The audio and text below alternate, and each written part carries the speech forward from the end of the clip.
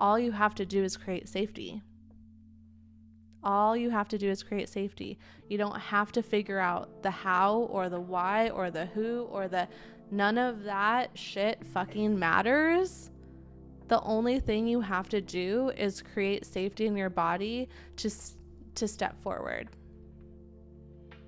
Hey everyone, welcome back to Codependency Alchemy, the podcast. I'm your host, Alyssa Zander, and today we have Isabel with us, and I have had the honor of working with Isabel for quite some time, on and off, watching her just go out into the world and be this amazing soul and bring so much medicine, not only to the world, but to every space that she's in. So thank you, Isabel, for being with us today and doing this Q&A session. It takes a brave soul to allow yourself to be witnessed in this way from people, but it brings so much healing, not only to like me and hopefully you, but to a collective of people who tune into the podcast. So thank you so much for being here. Thank you for having me. I appreciate it. Absolutely. So what are you bringing to the table? What are we getting into today? I think today I want to talk about betrayal and sexuality, and navigating both of those things while being in a woman's body and having a relation to that and an experience with that, and kind of how that evolves and how we anchor into sovereignty with that through our traumatic experiences in the past. Yeah, can you first tell me a little bit about how you even like relate to that word sexuality, right? Or even that embodiment of sexuality. Like what does your body do, or what are the stories that come to mind when you hear that word? Hmm. I'm noticing right away it feels like tears behind my eyes, and I feel it in that bottom of the throat. And usually there's like a sinking feeling in my stomach of, I think I relate a lot to it with a sense of disrespect, and a need to figure it out because of that. Like if I, and not really understanding how, as not only a society, we relate to sexuality, but how we relate to women as a whole with sexuality. Those are the thoughts that usually come to mind for me.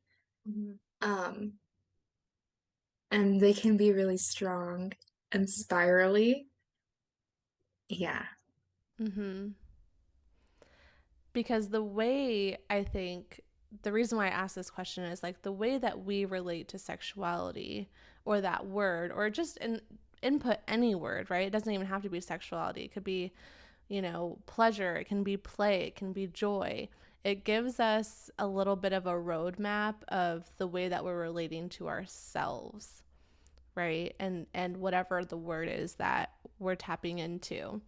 And so I hear you saying like seeking to understand, right? And my question, I guess, or invitation for you to reflect on is what do you feel you will get if you understand it? What is it that you're looking for by understanding it? What is the hope that of the outcome that you'll get if you understand it? Oh, yeah. It's definitely safety.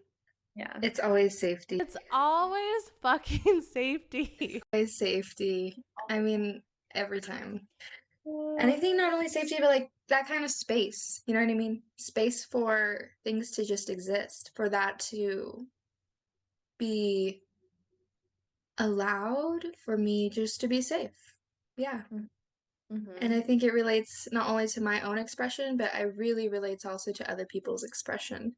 As I'm like, is that safe? Do I need to think about this and think about that? And I'm like, I get really caught up in trying to understand what is distorted and what isn't distorted. Um, and like I'm question why I even really need to know that. Um, but part of me feels like, well, if I know that this is distorted, like I don't want it makes me feel valid and not accepting that behavior or thinking that behavior is okay. But I also think it's a way to validate like stories of other things. Well, here's a thought, because what I hear is potentially a fear that you might participate in something that is distorted, and a fear of what that would mean about you. But you tell me if that's true or not. I think that's true in both the internal and the external sense. So I'm like, what if they're also participating in something that's distorted? And what does that mean about them? And yeah, Mm-hmm. So I think that so distortion is a hmm. I'm trying to think of how this wants to come through. I it's funny because I'm even seeing like my own wounded parts coming up of like it's black and white, right? But is it? Is distortion subjective? Potentially. Which is edgy for me to say. I have to be honest. Like even me saying that, I'm like, no, no, no.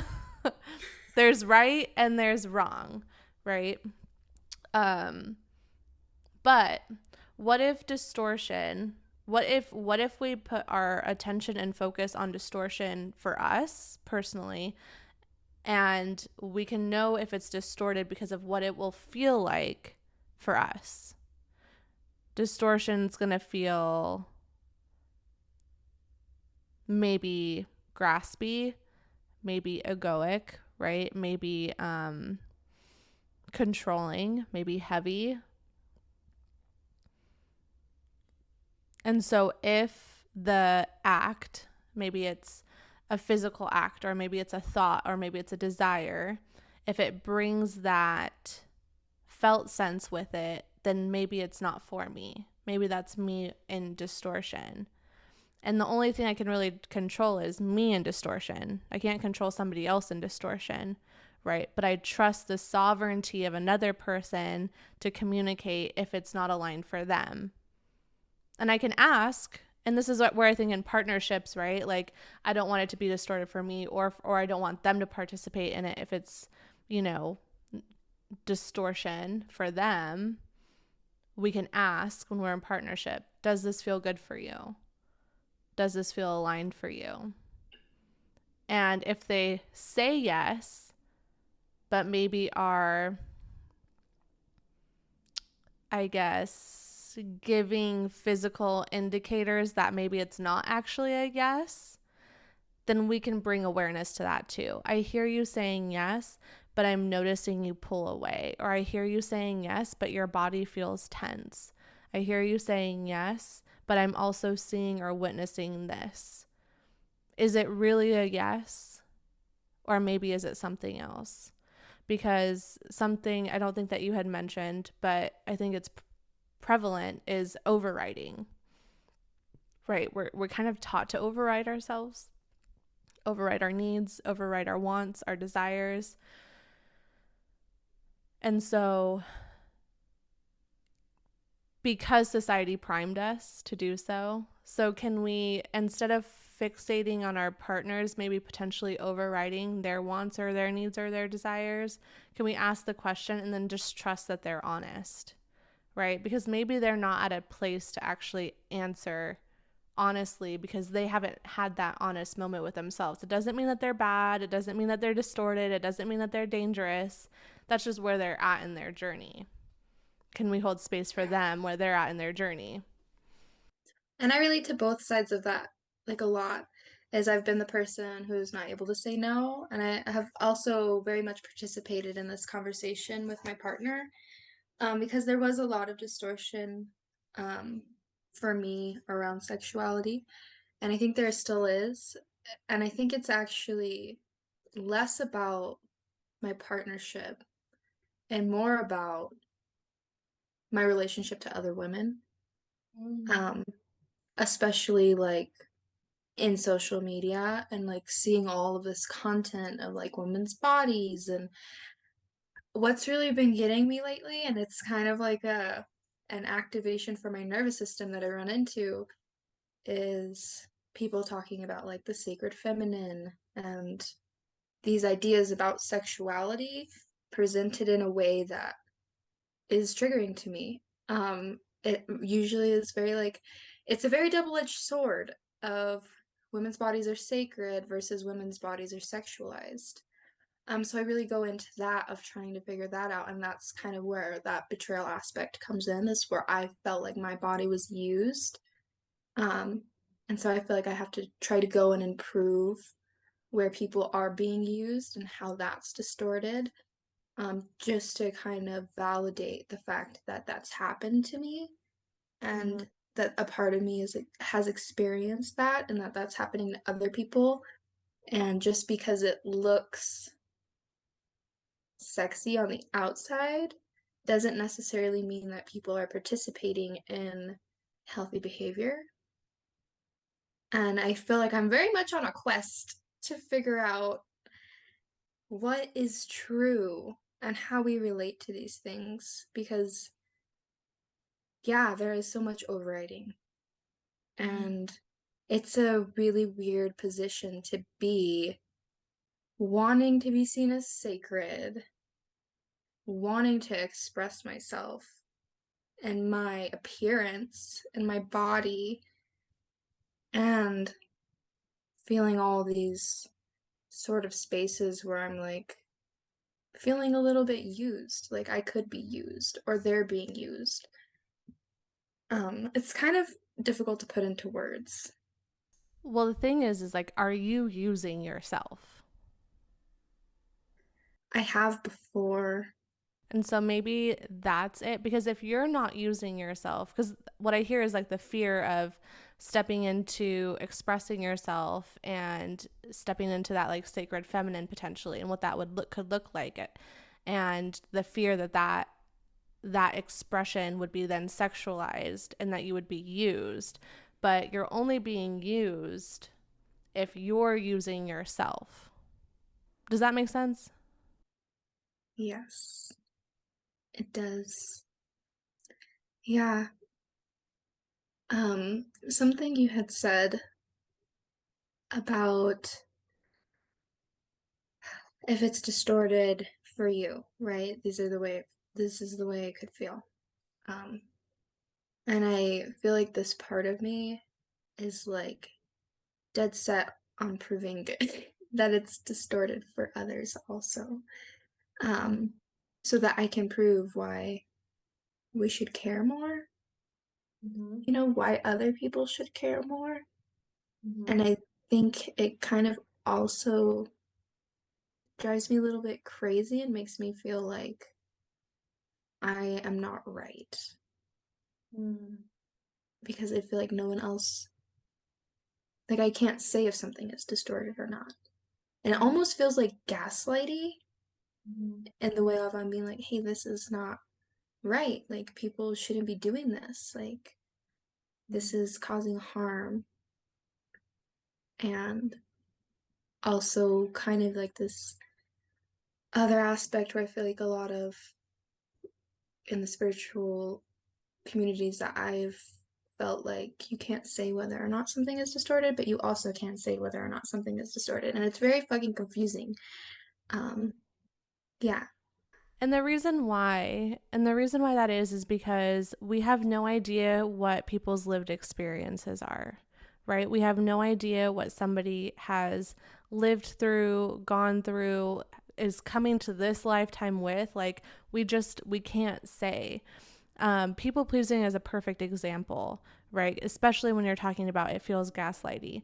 Because with people pleasing, like people pleasing is manipulation. It's a distorted tool used to control how other people perceive you, right? In order for you to feel safe, it has to do with you wanting to be perceived a particular way and you changing yourself or, shape shifting to be that person. But for someone who isn't ready to hear that, or for someone who isn't ready to to shift out of that, they're going to hear it and they're going to think that I'm gaslighting their experience from their trauma, right? It's like you just, and I think that same conversation could be had for overriding and for sexuality and for wanting to tell people what's distorted and what's not, because there's people who are ready to hear that message and that something is distorted or something is manipulative, and they're ready to take it and run with it and be like, I'm ready to choose something different. Like, I'm ready to not see my sexuality as something that is, distorted or bad or yucky. Like, I'm ready to see my sexuality as sacred. And they're ready to step into that. But there's people who look at that and they're not ready to see that for whatever reason. Because you already named it, though, because they don't feel safe enough to step into that.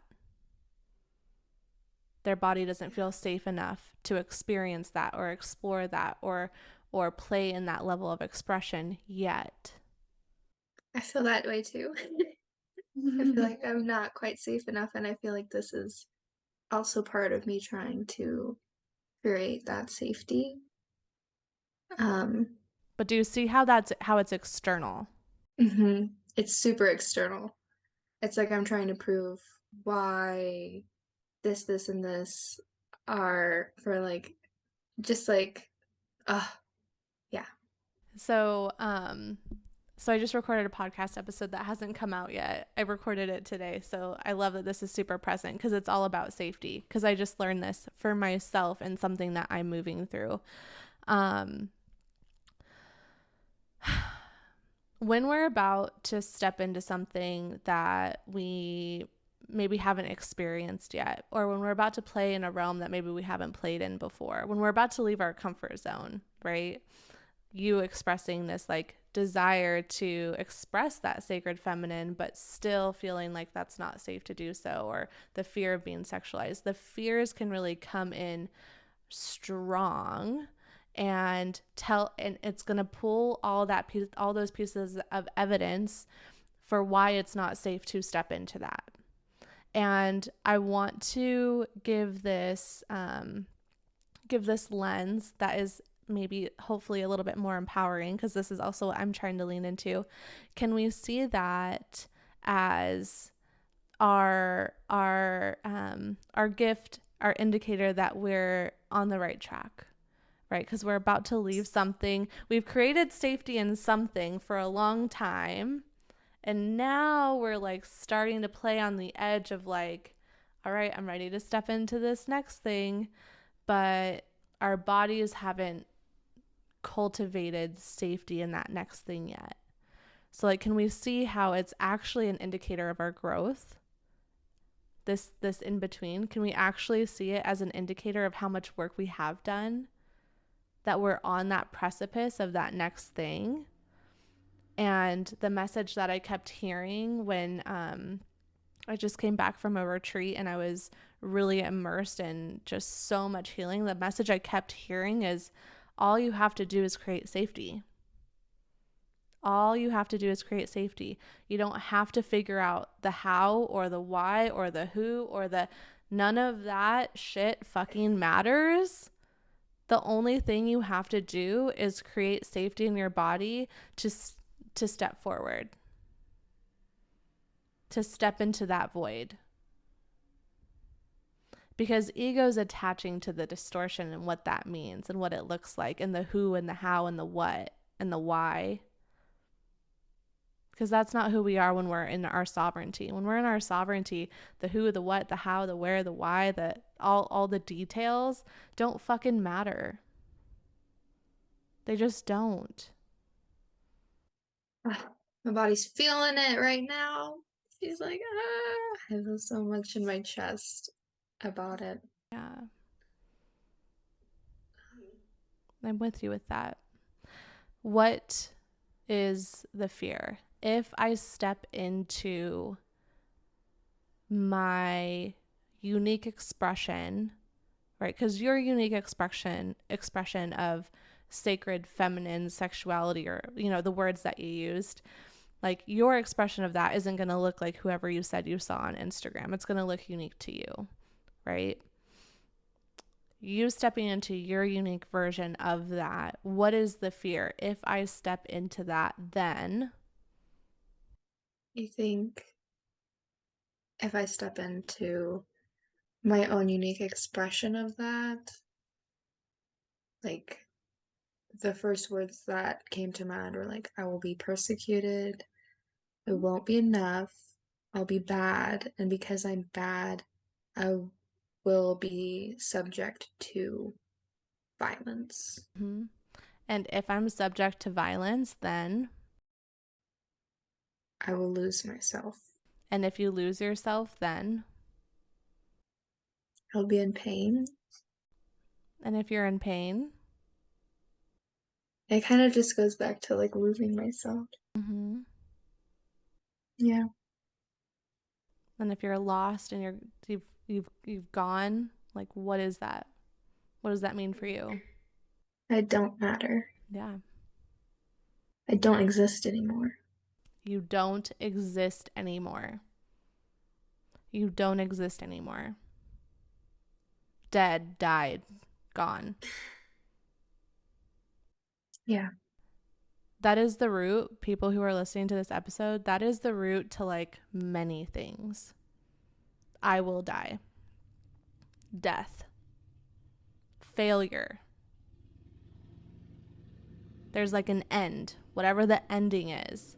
And it's important to note that because for me when I get to that place, oh, I cease to exist.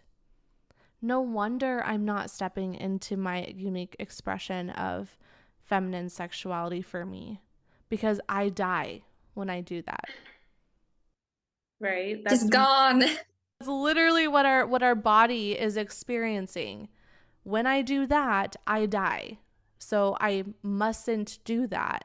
But there's our soul that is singing louder and louder saying, it's time to do that. And our body is saying, no, if I do that, I die. Let me show you all of the reasons why I die and why it's not okay to do that.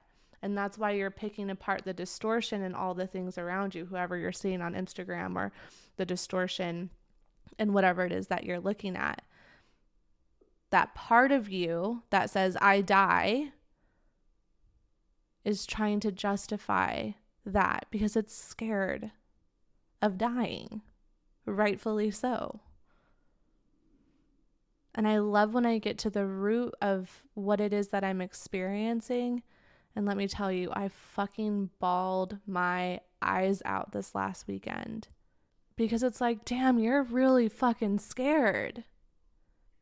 And in that moment for me, and I'm curious for you, of like, oh, I'm scared. I can see why I'm scared. I'm scared of fucking dying. That's why I'm not doing the thing. I was able to immediately cultivate compassion. It's like, fuck, no wonder you're not doing the thing. You're fucking terrified of dying. Yeah. I see you. You know? It's like, yeah, sweet, sweet part of me. I fucking see you. That is terrifying. No wonder you're not doing the thing. Yeah. That came up for me as a whole episode of Virgo New Moon. I was losing it. I like had a mental breakdown, and it was funny because I had a mental breakdown, and then like the next day, I like cleaned everything, and I was like, "Oh, yeah, this is what this is." Um, but it was very much like, "Oh, no wonder you're still feeling activated by by these things, like by similar triggers of like seeing this or thinking of the past." Betrayals, and she's living that. Like she's still there. Like she's there. Like it happened yesterday. Like it hasn't stopped happening for her. And it's like, well, no wonder you're freaking out right now. And yeah, I just let myself be very messy because I like understood. I was like, yeah, she's in the midst of it all. Mm-hmm. I like to call that being in it. So when you're in it, what we want to do is we want to write down what the stories are. So write down what those fears or the stories or the narratives that are coming to mind, and then you're going to rewrite them. Because what's happening in these moments while you're in it is you're like I mentioned earlier, you're on that precipice. Like you know that you don't fit in this space anymore and you know where you want to go because there's a little bit of desire and longing and wanting for that, but it's still too scary. So what you're going to do is like write the narratives of some of the things that are coming to mind about why it's not okay to do or be or step into that, and rewrite them into ones that are affirming, right? So some of mine were like, I am open. I am open to receiving. It is safe for me to receive. I receive with joy and pleasure and play and ease. And then I started thinking of times where I have received easefully, where I have received with joy, where I have received with pleasure. Because what we're doing is we're showing that part of us that's terrified of dying. See, look, we've done this and we've come out with this experience. We're just giving it new evidence to tether to. Does that make sense? Yeah. Yeah. Yeah. And I was thinking about the safety thing and kind of landing in my brain like a little bit more anchored, Mm-hmm. just because I was thinking like it's hard for me to feel like I think writing would help because I'm like, oh, okay, here's evidence that it's safe, and then my brain's like, but what if this happens? And it's like, bah, and I'm like, oh my God. But like even I have so much chaos created over here, like creating safety in that chaos is also like I feel like really important to that part of me that's kind of like needing that safety as well as creating safety in like that receiving. So it's like that could happen. Here's like we can create safety in both of these things, almost like, okay, yes, we're afraid of having that over here. We can create safety over here like this, and we can also create safety over here for this thing that you're like currently experiencing, you know? Mm-hmm. And kind of just doing that is what creates, I think, the safety. 100%. You name something so important and it's writing it down because it's one thing for it to exist in your mind and in your head. It is a whole other thing for you to allow it to leave your body and be witnessed in front of you. We have to write it down. So if you're listening to this episode and there's a lot coming up and you have narratives and stories, or you're in that in between or you're in it, take a piece of paper and write down what the narratives are, because we over identify with our thoughts and then we can't see them as separate. So the simple act of writing down a fear on a piece of paper is it separates you enough. Like you're seeing it on a paper. It's not existing in your body or your mind, really. Well, in your body actually, but you're able to just get a little bit of space from it. And it's so interesting because when I do this with clients and like do it on a call where I say like, no, seriously, sit down and write it, it's so funny because a lot of times they end up laughing after writing like the third or fourth one down. There's enough separation created where you can see like this is a thought and this isn't actually me. It's so important to write it. Yes. Brains are very creative. That's how I've started. Anytime I have a thought that it's like off the wall, I'm like, you're so creative. And it helps because my brain, I'm just like validating that my brain created that thing. And that's all I need to do is just be like, you created that. Wow. I wonder what else you could create. Mm-hmm. For sure. Yeah, writing it is good. And I Beautiful. like doing the inner child Mm-hmm. stuff you have taught. And I think you have some podcasts about it that go through it. Yeah, absolutely. pairing those together so you get the somatic experience is like how I deal with my shit. I even have started journaling where I'll journal as me and then I'll journal as like the part that I'm talking to. So beautiful. I love that. I love that because it really is allowing yourself to witness and see all parts of you, and that's what those parts of us want, right? 9 times out of 10. I mean, we've worked one-on-one together, so you kind of know like what the part of us usually wants is to be seen, to be witnessed. So by allowing there to be a dialogue of back and forth, they're getting that. And what happens when they get that is they loosen their grip on whatever the story was, whatever it was that it created. It just wanted your attention. It thought of that crazy, wild idea or thought or narrative to get your attention, and it worked. And it worked. That's the point. But the thing is we don't just let it get our attention. We over-identify with it, and then we let it drive the vehicle, and we're joyriding off the cliff, right? Instead of like, oh, okay, you have my attention. Now, how can I bring awareness to it? What is it that you're showing me? Going through that inner child work, like you're saying, that somatic work. Where does this live in my body? What is the story that it tells? What does it need? And then how will it feel when it gets that need met? For sure.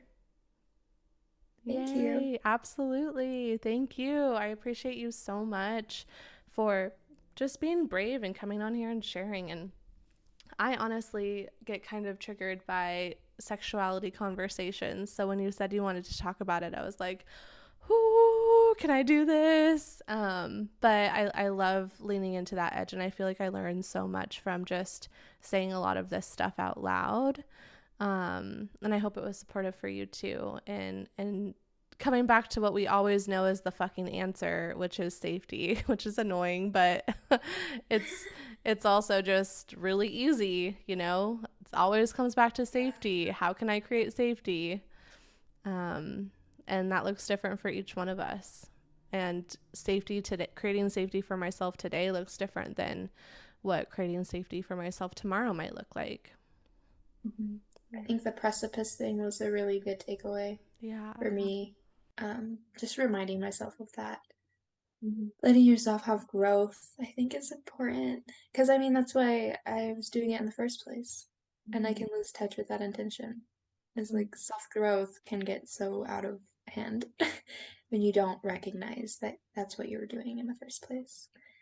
And yeah, sexuality talks are difficult, I think, because there's a lot to unpack.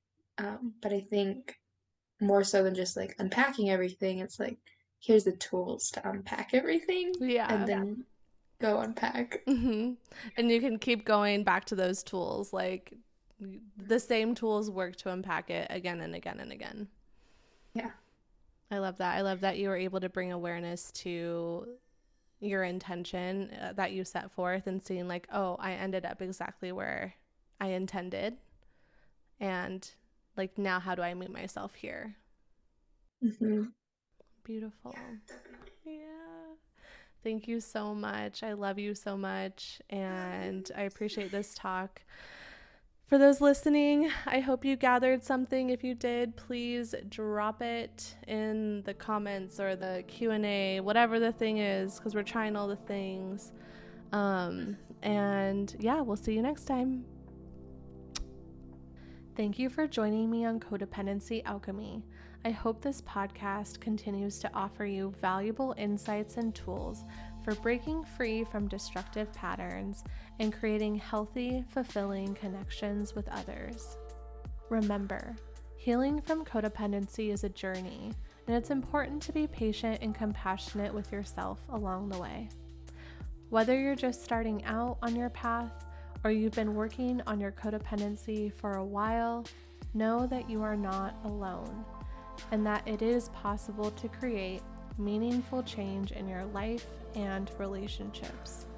And if you found this podcast helpful, I would love it if you would consider leaving an honest rating and review so that others can discover these valuable insights and tools as well. Find out how codependency might be impacting your life by taking the self-assessment, which you can find in the show notes below. Thanks again for tuning in, and remember, you are worthy of healthy, fulfilling relationships, and you have the power to transform your codependency into sovereignty.